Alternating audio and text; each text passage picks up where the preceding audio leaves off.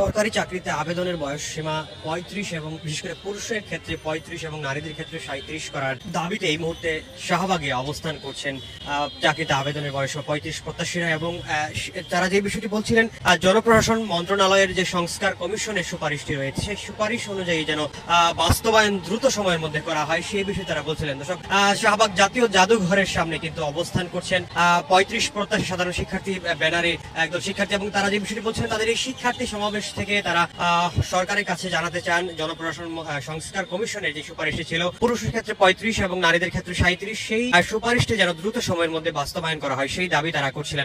৩০ minute আগে থেকে কিন্তু তারা এখানে অবস্থান কর্মসূচি অর্থাৎ শিক্ষার্থী সমাবেশ তারা করছিলেন, এবং তারা যেই দাবিগুলো করছিলেন সকল দাবি মেনে নেওয়া হচ্ছে।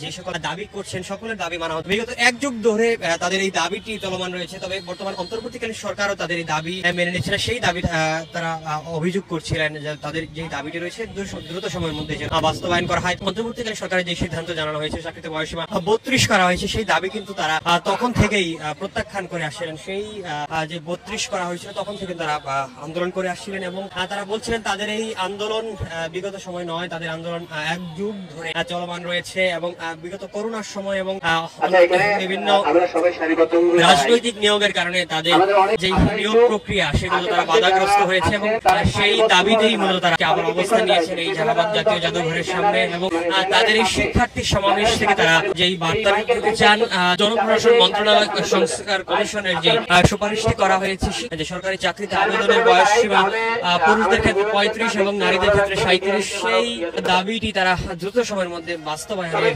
দাবি নিয়ে কিন্তু আজকে এখানে শিক্ষার্থী সমাবেশটি করছিলেন।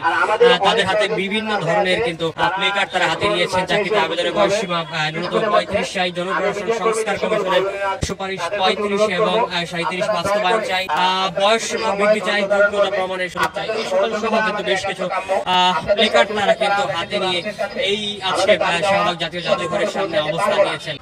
দেখেন, আমাদের দাবি এটা সবাই জানে, এটা আর কি গোপনীয় কোনো বিষয় না যে এটা কোনো দাবি আছে কি নাই। ৩৫ এবং ৩৭-এ যে মুহিত স্যারের সুপারিশটা করা হয়েছে, আমাদের এটা জাতীয় ভাবে জনপ্রশাসন মন্ত্রণালয় থেকে আমাদের পক্ষে সুপারিশটা দেওয়া হয়েছে। কিন্তু পরবর্তীতে আমরা দেখতে পাচ্ছি যে কোনো একটা অদৃশ্য কারণে আমাদের ওই দাবিটা বাস্তবায়িত হয় নাই। আর সেটারই পরিপ্রেক্ষিতে আমরা সময়ে সময়ে নিন্দা জ্ঞাপন করে এবং অহিংসভাবে আমরা মাঠে দাঁড়াইছি। আমাদের দাবির পক্ষে আমরা রাজপথে আছি, এবং যতদিন এটা না হয় আমরা রাজপথে থাকবো। আমাদের যতক্ষণ পর্যন্ত দাবি বাস্তবায়ন না হয় ততক্ষণ পর্যন্ত আমরা রাজপথে থাকার সিদ্ধান্ত নিয়েছি।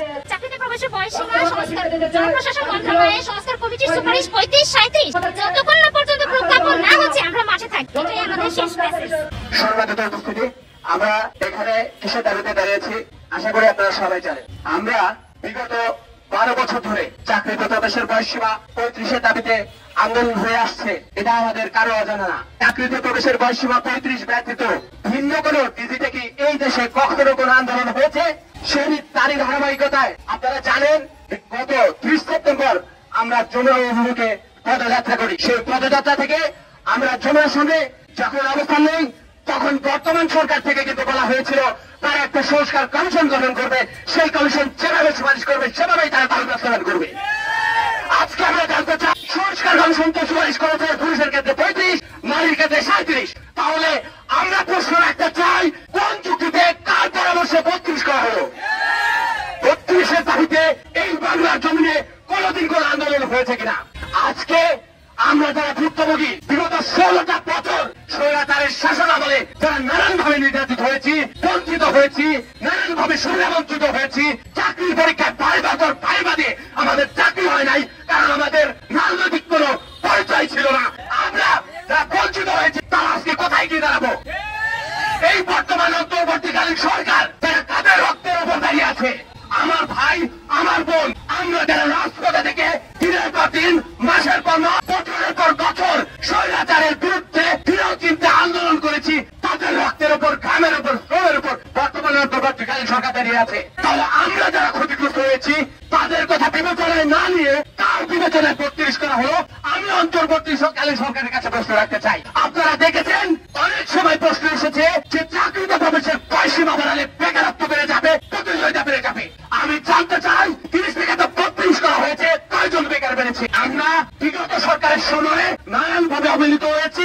কখনো করোনার কারণে আমাদের জীবন থেকে 2-3 বছর চলে গিয়েছে, কখনো আমাদের নিয়োগ আটকে রাখা হয়েছে, কখনো প্রশ্ন ভাষে আমরা বঞ্চিত হয়েছি, কখনো প্রশ্নের কারণে আমরা বঞ্চিত হয়েছি, কখনো সেশন জন্য বঞ্চিত হয়েছি।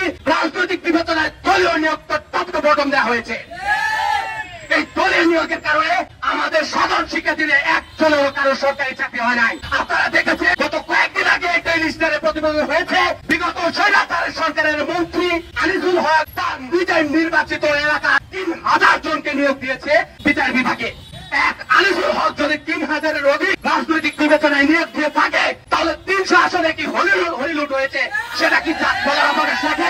সুতরাং আমরা যারা ক্ষতিগ্রস্ত হয়েছি, আমরা যারা চাকরি যাচ্ছি না, আমরা বেকার ভাতা যাচ্ছি না, আমরা কারো করোনা চাই না, আমরা কারো অনুদান চাই না। আমাদের জীবন থেকে যে গোল্ডেন টাইমটা কেড়ে নেওয়া হয়েছে, যে গোল্ডেন টাইমটা স্বৈরাচার শাসনের কারণে আমাদের জীবন থেকে ধরে গেছে, সেই সুযোগ আমরা ফেরত চাই। আমি আমার বক্তব্যের শেষে হুঁশিয়ারি উচ্চারণ করতে চাই, এক কোটা কোটা করে কিন্তু চরম দুর্নীতির একজন স্বৈরাচার দেশ ছেড়ে পালাতে বাধ্য হয়েছে। আমি আপনাদের কাছে হুঁশিয়ারি উচ্চারণ করতে চাই, ছাত্র সমাজের সাথে যুব সমাজের সাথে আগুন নিয়ে খেলবেন না, এই ৩৫-৩৫ নিয়ে খেলবেন না। আমরা ক্ষতিগ্রস্ত হয়েছি, আমরা ভুক্তভোগী, সেটা আপনাদের গঠিত সংস্কার কমিশন স্বীকার করে নিয়েছে বিদায়ী তারা সুপারিশ করেছে সীমার অনন্ত বিলম্বে চাকরিতে প্রবেশের বয়সসীমা পুরুষের ক্ষেত্রে ৩৫, নারীর ক্ষেত্রে ৬০ বাস্তবায়ন চাই।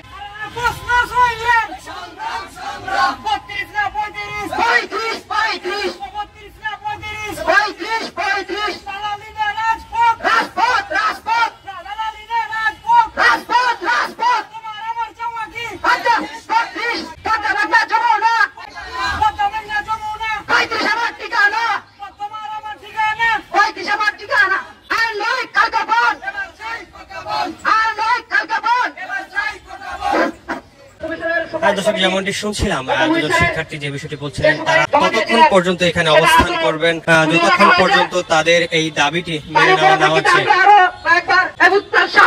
আমরা ৩৫ শিক্ষার্থীদের আরো সমাবেশ রাখি, পরিশেষে তারা ৩২ আমাদেরকে ঝুলিয়ে দেয়। আমরা ৩২ তার কাছে গিয়েছি এবং শুধু এটা শুধু সাধারণ শিক্ষার্থী নয়, বাংলাদেশের ২৬ লক্ষ এবং সারা বাংলাদেশের পরিবারের প্রত্যেকটা শিক্ষার্থীর আশা ছিল যে এই ৩৫ হলে তো তারা হয়তো বেকারত্ব দূর হবে এবং তারা বিভিন্ন সেক্টরে বা গভর্নমেন্ট বা প্রাইভেট সেক্টরে তারা একটা এমপ্লয়ার হিসেবে বাড়িতে ফিরবে। ৩২ আমাদেরকে দেওয়া হলো, আজকে কেন আমাদের আবার মাঠে নামতে হলো? এই উত্তাল শাহবাগে আমাদেরকে আবার কেন নামতে হলো?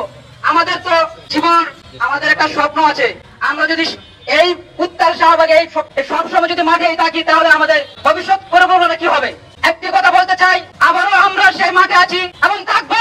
এই বাংলাদেশের প্রত্যন্ত অঞ্চলের প্রত্যেক জায়গায় জেলায় উপজেলায় আমাদের ৩৫ সরকারি চাকরি আবেদনের বয়সীমা করার জন্য প্রয়োজন বলে আমরা আবারও কমিটি গঠন করেছি এবং করবো। যতদিন পর্যন্ত এই দাবি মানা না হবে, ততদিন পর্যন্ত আমরা এই আন্দোলন বলবৎ চালিয়ে যাবো। আপনারা হয়তো জানেন না, আমরা এই ৩২ যারা চেয়েছিল ওরা ছিল ৩২ আবার হয় নাই, ওরা সবেমাত্র অনার্স মাস্টার্স কমপ্লিট করা সবেমাত্র বের হয়েছে। তারা কিন্তু আসলে ৩০ ওভার হওয়ার যে একটা স্টুডেন্টের কতটুকু মানে সমাজের থেকে বঞ্চনা পরিবর্তন করতে হয় সেটা তারা বুঝে নাই। ওরা হয়তো একদিন বুঝবে। এটা বড় ভাইরা আমাদের জন্য যেটা করেছিল সেটা হলে হয়তো আজকে আমাদের জীবনে হয়তো একটা ভালো কিছু পেতাম। তখনই যখন তারা ৩০ এবং ৩২ ওভার করবে। একটা কথা আছে, বাঙালিরা কথা আছে, দাঁতে মর্যাদা বুঝে না। আপনারা হয়তো জানেন না, ৩২ যারা সাপোর্ট করেছিল তারা হয়তো সর্বত্র শিক্ষার্থীরা যারা বিভিন্ন বিশ্ববিদ্যালয়ের, বিশেষ করে আমি সম্মানের সাথে একটা কথা বলতে চাই, ঢাকা বিশ্ববিদ্যালয়, আপনারা যদি সম্মানের সাথে কথা বলতে চাই, আপনারা হয়তো শাহবাগ জাতীয় জাদুঘরের সামনে অবস্থান করছেন এবং তারা যে দাবি করছিলেন জনপ্রশাসন মন্ত্রণালয়ের যে সংস্কার কমিশনের যে সুপারিশটি রয়েছে পুরুষের ক্ষেত্রে ৩৫ এবং নারীদের ক্ষেত্রে ৩৭, সেই সুপারিশ দ্রুত সময়ের মধ্যে বাস্তবায়নের দাবিতে কিন্তু অবস্থান করছেন এবং তারা বলছেন যতক্ষণ পর্যন্ত এই দাবিটি মেনে নেওয়া না হচ্ছে ততক্ষণ পর্যন্ত তারা অবস্থান কর্মসূচি পালিয়ে যাবেন, অর্থাৎ রাজপথে তারা থাকার ঘোষণা কিন্তু দিয়েছেন। ৮, ৯, ৭